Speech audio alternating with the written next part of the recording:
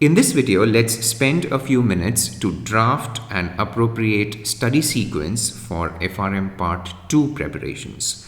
If you are a Part 2 candidate, then what you have in front of you is a rather vast curriculum containing 101 readings which are sourced from 5 books. Consuming this material can get quite overwhelming, and to make things manageable, what I have done is that I have categorized these 101 readings into 16 lessons. You can think of these 16 lessons to be short-term milestones against which you can chart your progress. Okay? As far as possible, I have made sure that the readings that go into any given lesson, they share the same focus. Okay, the exact categorization, the exact sequencing of these 101 readings along with the chapter titles, they are all included in the link which is given in the video's description. What I'll do now is that I will very quickly take you through the focus, or let's say the description of each of these 16 lessons. So, when you begin your Part 2 preparations, the first book, the first section that you should ideally deal with or cover is the market risk section.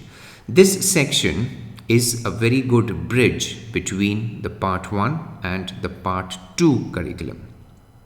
All the concepts, all the skills that you picked as part of your Part 1 preparations do come in quite handy as far as market risk section is concerned. So if I were to talk about skills picked in the quant section, let's say distributions, hypothesis testing, regressions, skills that you picked as part of all the readings on fixed income, readings on option pricing, readings on financial risk measures, all those concepts do come in handy as far as market risk is concerned. So let's begin with lesson 1. In lesson 1, we talk about different financial risk measures, specifically VaR and ES, how these are computed using parametric and non-parametric approaches. We talk about VaR mapping, back testing of VaR models, and messages from academic literature. In total, 5 readings. Then let's move to lesson 2, in which we cover EVT, extreme value theory, 3 readings on correlation risk, and a reading on volatility spirals. Again, in total 5 readings. Moving on to lesson 3, the focus is on advanced fixed income analysis. We have a reading on empirical approaches for risk metrics and hedging, and we have 4 readings on term structure models. Okay, so in total, please note that market risk contains 16 readings, and in the first 3 lessons, we have covered 15 of those 16. There is 1 reading which is on FRTB, Fundamental Review of the Trading Book, which I have left for now because that reading is best done when you are doing other readings on the Basel Accords and estimating capital required. Okay, then moving on to lesson 4, it's a very introductory take on credit risk. You have readings on credit analysis, the credit analyst. You have a reading on economic capital estimation, a reading on ratings assignment methodologies. It's a very long and heavy reading. Then you have a reading on retail credit risk and credit scoring, and a reading on credit transfer mechanisms. So overall, it's a very broad take on credit risk. Then in lesson 5, we now focus on the conceptual, or let's say the quantitative or mathematical heart of credit risk, and we deal with chapters which are focused on credit risk modeling. There is a chapter on structural models, a chapter on reduced form models, and a chapter on portfolio credit risk.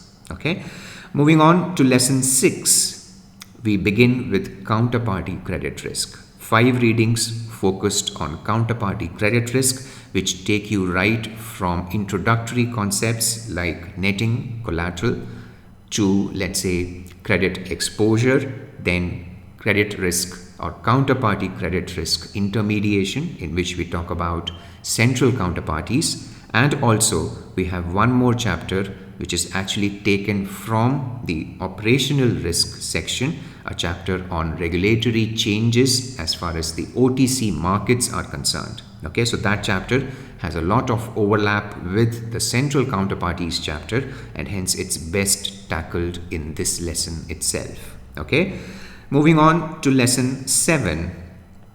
We continue with our discussion on counterparty credit risk. There are 3 chapters, one on CVA and DVA, another one on wrong way risk, and there's a chapter on stress testing counterparty credit risk exposures. Then we have 3 chapters which are all focused on structured credit and structured credit risk. Okay, then let's move on to lesson 8 now. We have actually finished off credit risk in these 4 lessons. In total 20 readings and plus 1 reading which we got from operational risk. So in total 21 readings. Okay, now in lesson 8 we begin with book 3, which is on operational risk.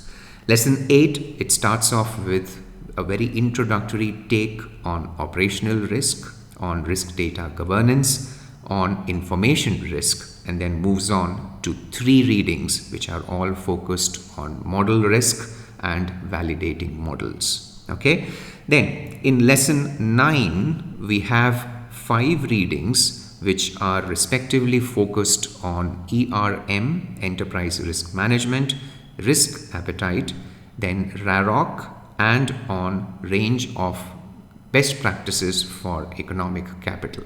Okay, and we have a couple of readings on risk culture.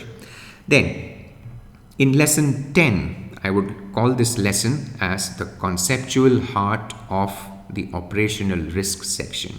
We have 6 readings which are all focused on the regulation aspect, the Basel Accords, and on estimation of capital required. So the FRTB reading which we had skipped when we were doing the market risk book, that reading we take up in this lesson, lesson number 10. Okay, then in lesson 11 we take up 7 miscellaneous topics from the operational risk book. Okay, so we take up topics on anti-money laundering, then on outsourcing risk, then stress testing banks. We have a couple of chapters on cyber risk and a couple of chapters on operational resilience. Okay, so 4 lessons in which we cover operational risk. This section, this book is actually quite voluminous. It contains in total 26 chapters. Okay, then in lesson 12 we begin with the new entry, the new section for 2020, and that is liquidity and treasury risk. In total 19 readings which we cover in 3 lessons. Okay, in first lesson devoted to liquidity and treasury risk, which is lesson 12, we talk about introductory liquidity risk. We talk about transaction/asset liquidity risk. We talk about funding liquidity risk, and we have 3 readings which are individually focused on sources of funds for any given financial institution. So we have readings on deposits, non-deposit liabilities, and on repurchase agreements. Okay, in lesson 13 we begin by taking a look at uses of funds. We have a chapter on the investment function. Then we have a very conceptual chapter on managing interest rate risk using gap methods and duration matching. Then we have chapters on liquidity reserves and on monitoring liquidity. Okay, then in lesson 14 we take a look at what all wrong can happen as far as liquidity risk is concerned. So we have chapters on liquidity stress testing, liquidity reports, contingency funding planning, then on intraday liquidity, on failure mechanics of dealer banks, and we have also a couple of chapters related to the covered interest rate parity and on FX swaps, which are used to generate funding in foreign currency. Okay, so this is about liquidity and treasury risk. In total, 19 readings spread over 3 lessons. So what we are left with now is 2 lessons, lesson 15 and 16. Both of these lessons, they cater to the investment management book. In total, there are 10 readings which have been split equally between these 2 lessons. In lesson 15, we have 3 readings which are focused on factors and factor-based investing. We have a reading on portfolio risk and a reading on risk monitoring. In lesson 16, we talk about performance evaluation, risk budgeting, portfolio construction, and we have a couple of readings on hedge funds. Okay, so what we've done here is that we have categorized these 5 sections, the readings from these 5 sections, into 16 lessons. Now you might ask, we haven't really covered current issues, so where do they fit in? So in current issues, you have in total 10 readings. Topics which we cover in current issues, they are more or less standalone in nature. Okay, so any sort of sequencing would work. So let's do this. Let's actually take those 10 readings and let's insert those 10 readings into those lessons where we have some bandwidth.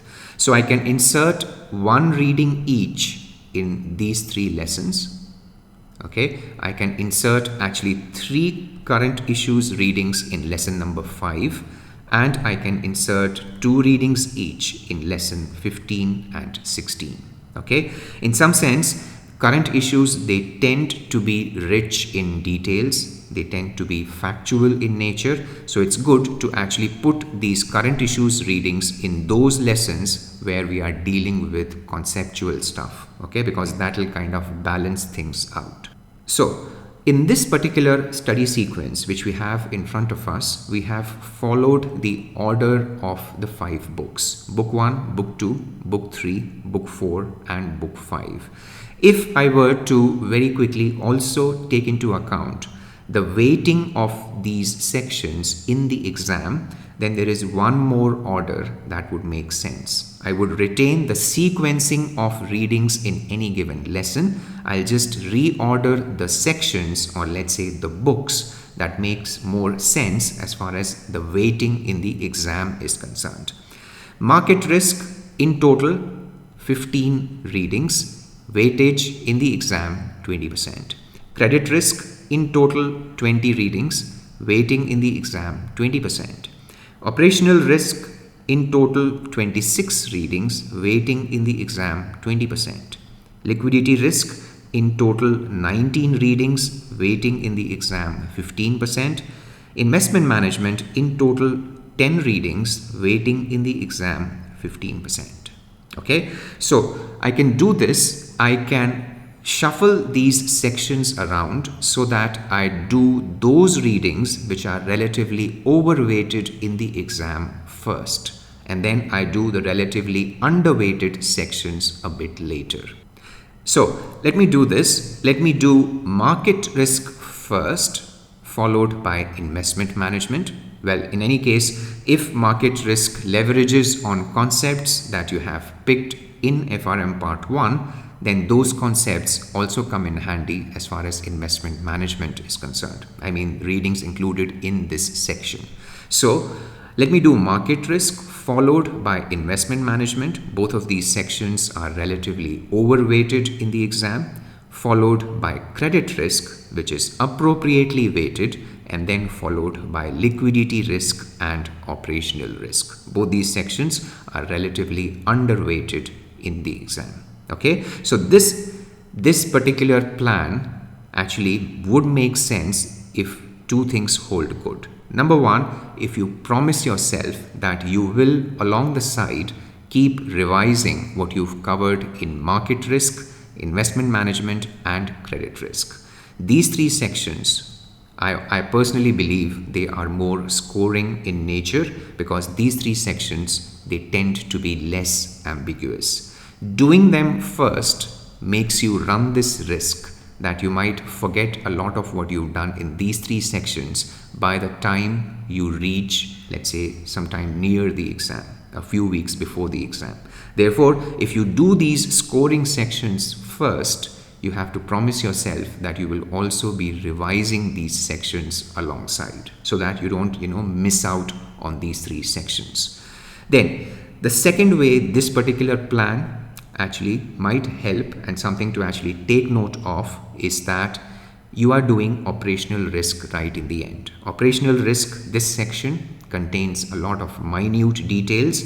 If you are somebody who tends to forget minute details rather quickly, if you do operational risk right in the end, you'll be doing this quite voluminous section right before the exam. So in that sense, doing it right in the end would make sense for you. So this video was about taking a look at one possible and suggested sequencing and categorization of the 101 chapters that you have to cover as part of your FRM Part 2 preparations.